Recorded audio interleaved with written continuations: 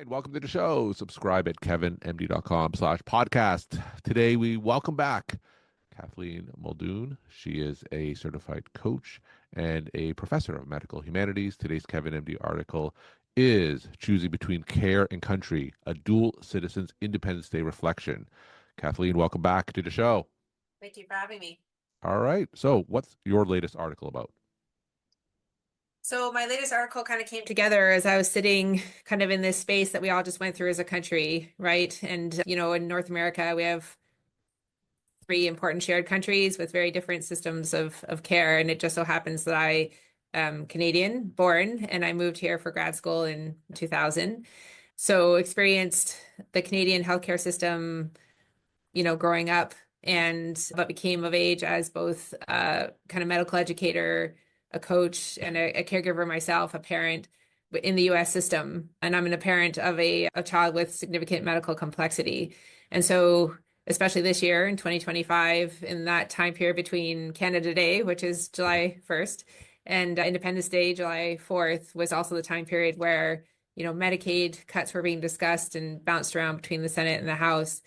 And it just really struck me, right? That tension of kind of navigating systems that are meant to support care. And what does that mean, both as myself as someone who trains future healthcare providers, who works with physicians who are experiencing the moral injury of the stress on the system here in the US and elsewhere.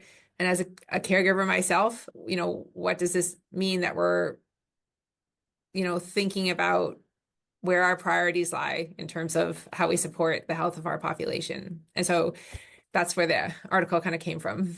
All right. So, like you, I'm a dual citizen myself. I actually grew up in Canada as well, but I've been in the States for 30 plus years. So that time period between July 1st and July 4th, I still have a lot of family in Canada. I can understand that liminal space, as you put it in your article, every year between those two dates. In your article, you talk about a choice between working in Canada and working in the United States. So tell us about that story. Yeah, so I recently was faced with a choice about accepting an offer for a position, which would have been wonderful and actually in my hometown where a new med school is being built. And I really wanted to go. There's a large part of me that this is home, this is being close to family and espouses those Canadian values of diversity and interdependence and community care. But what I realized in considering that choice is that I bring my whole self there, right? Including my family and including my son, who has something like 22 healthcare specialists that support his needs. And, I have aging family and watching them trying to navigate the system of home and community-based services, which I think I've become quite a bit an expert at managing here for my own family, is hard. Yeah. And, I think I had to come to the decision. And, Canadians really view our healthcare system with a sense of pride. And I think even us expats, right? And that for my son who exists at kind of the exceptional level of care, that a universal system doesn't always meet his needs. And I understand that there are some conversations about having a mixed model and what this means moving forward in Canada. But it forced me to kind of reckon with the fact that the systems here, right, which are very individual focused, right, and a lot of the care coordination falls to the parents and the caregivers, right? And I say caregivers in terms of the person managing the care. And a lot of times that is like the guardian or the parent, with maybe some support in the US from a support care coordinator. But what I was kind of forced to reckon with, and the reason why I turned the job down, is that I don't think it would be the best fit for my family right now, given that I think that, the universal system is built for the majority, and that as he exists in the exceptional level, I just don't think that his care needs could be met. So I had to make this choice, and that it's closer to my family. I'd have more natural supports maybe, and a community through blood there, that I built a community through commonality of caregiving experience and advocacy here, and that this is for now what best suits my family, even if my heart belongs home. So let's talk about the distinctions between the Canadian and the American healthcare system. You mentioned earlier that Many Canadians view their healthcare system with pride. For those who aren't familiar with the Canadian healthcare system, just broadly speaking, why is that so? So why is that so? I mean, that's a big question. So I think that, as people, when I was first learning about Canadian history as I was growing up, right, experiencing it and all those things, right? Oftentimes we think about it in terms of how we are different and how Canada has been shaped by being in such close proximity to the United States, right? So there have been different choices that Canada made about achieving legislative independence from England, and the kind of pattern of choices around conversation and peacekeeping that have kind of shaped Canadian nationalism, right?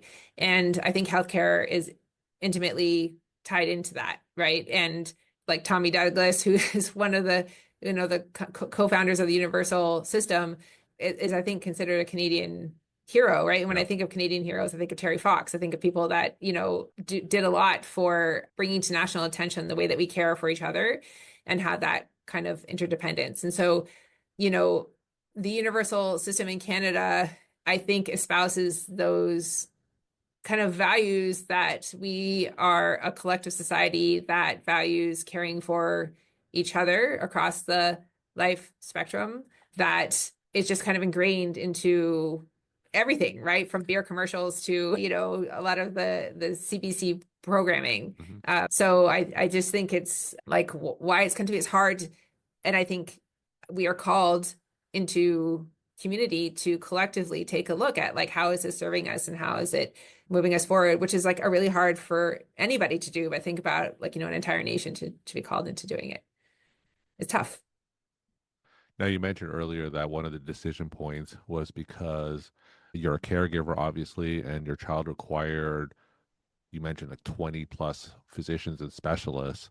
So, talk more about that decision and how that highlights some of the distinctions, the strengths and weaknesses between the two systems.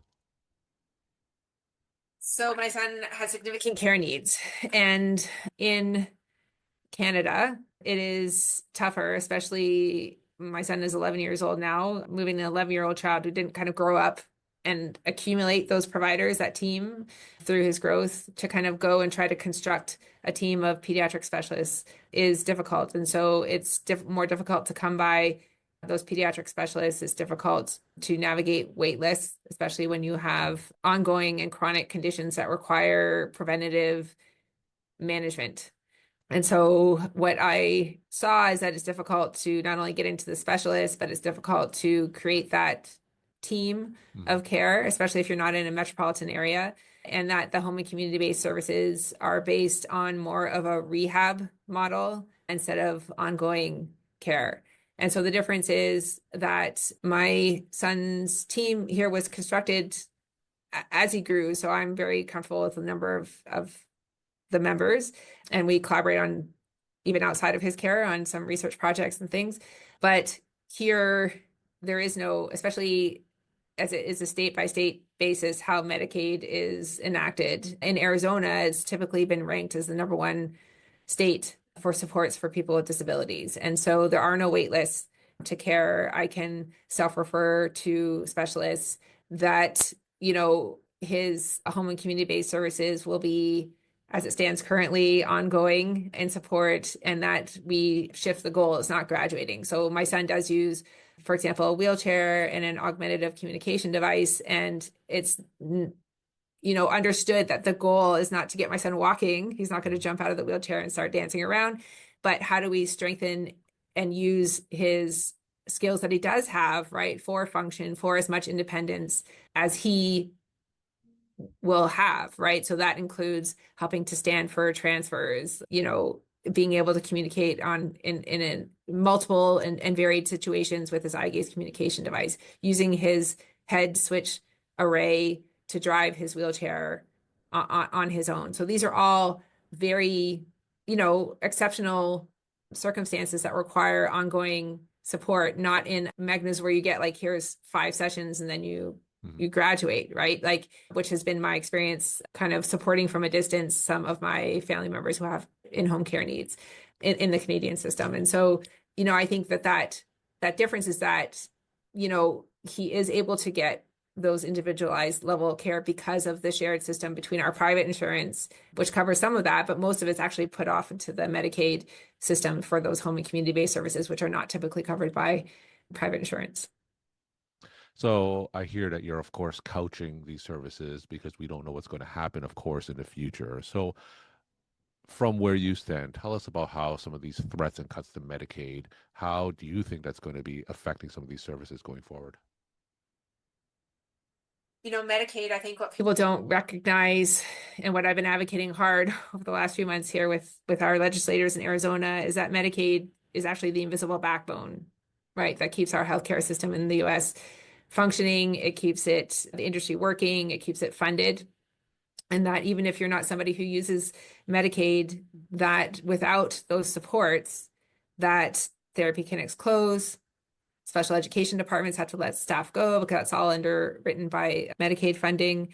Premiums can skyrocket because people who have been using, and when I say premiums, I mean private insurance premiums, because people who have been using Medicaid to support home care, oftentimes with institutional and hospital level of care, but getting it in the home through Medicaid can no longer access those services. And so they go to the hospital, and hospitals become overwhelmed, and wait lists or waiting times increase and become unmanageable. And so people end up in hospitals. And so they're using systems in ways that they weren't built for, right? Because Yeah, that infrastructure that we all take for granted is being challenged. yeah. And so to me, I think that like a narrative that I'm hearing is either my son is so disabled it won't affect us, or, that's not an issue I'm involved with because I don't use Medicaid. I think that there is a misunderstanding about how much Medicaid ties the whole system together. So I think that we will feel the impacts across the board. And I say that as someone who's training healthcare professionals and coaching people through their fears about what's to come. I say it as a caregiver and seeing how this is going to directly impact my family. But I also say this, to this clinician audience that, you are also the frontline workers of this care. And if care is the core value that we hold, then I think that we need to recognize that those systems are about to be challenged. Do you ever feel that you may revisit your decision and perhaps consider a transfer to the Canadian system going forward? I think about it often. And I think that, the thing that kept me here is the supports that we have been very grateful to interact with so far. And if that changes, then I think, at the core of all of my decision making, a lot of my writing, especially for your pages, centers on the fact that I am authentically and holistically a professional and a mother and a caregiver, and I center my family in all of my decisions. And so if the best care moving forward would be to move to Canada, I'm open. If anybody's watching, I'm open. I'm just kidding. But yes, right? Because I think sometimes we have to choose between what are our shared values. And to me, part of that is loving something enough to name its limits. And that includes the systems that we work within. Now, we often hear about many things that the United States can learn from Canada, the universal system. Some proponents are going to be supportive of healthcare being more government run. Are there some things that the Canadian system can learn from the United States? Because essentially, after considering everything, you decided to stay partly because of the vast number of support systems for your son. Does that point to some things the Canadian system can learn from the Americans? I definitely think so. Right. And I think that especially as my understanding is, as more medical schools are popping up in Canada, that, there needs to be a conversation around how are you growing those residency spots? How are you increasing access to care so that the wait lists for preventative and ongoing care are reduced, right? And so there are no system of, like, for example, physician assistants in Canada, to my knowledge. I teach an osteopathic medical school. That's not a type of training that it exists in Canada at the current time. And so I think just in terms of how do you create space for increasing the healthcare workforce to decrease the kind of the burden is something to be considered. But I also think that, one of the things that I value here is that, you have to be able to meet the needs of people even at those extraordinary levels of care. And, everywhere as healthcare has gotten better, right? People are living longer, and disability includes, old age. And so having those support systems, I think, in place to reach individuals who need and would fare better with in-home supports include having better systems of home and community-based services that are not based on a rehabilitative model, that are based on quality of life. And palliative care comes up often in our conversations, and primary care, and what does that look like, and how do you support people to move into these models. So those are the things that I think are valuable from the American system, right? That as it exists right now, that there's a partnership between private levels of insurance. And maybe, I read a piece on your website about, what does a mixed model look like? And are there advantages to having a private insurance, especially for people who have exceptional levels of care, that could be shared with a government-based public system? But we have to move away from the model that public health care is sick care, and more towards that public health care is actually supports quality of life, and all the research that shows that is best occurring with natural systems of support in people's homes and in their families. We're talking to Kathleen Muldoon. She's a professor of medical humanities and certified coach. Today's Kevin MD article is Choosing Between Care and Country, a Dual Citizens Independence Day Reflection. Kathleen, as always, let's end with some take-home messages that you want to leave with the Kevin MD audience. What I really want to encourage people is don't be afraid of those tough questions. And, in order to really engage with making a system better, which to me is an expression of love, we have to be able to name its limits. And so for me, like, the big questions to grapple with are, what does it mean to be part of a profession where care is at its core, and where, we're having to navigate difficult choices to provide the best care for the people that we love. And that could be someone in our family, or it could be our patients. And so don't be afraid to wrestle with those questions, because I think that's where the answers are going to come from.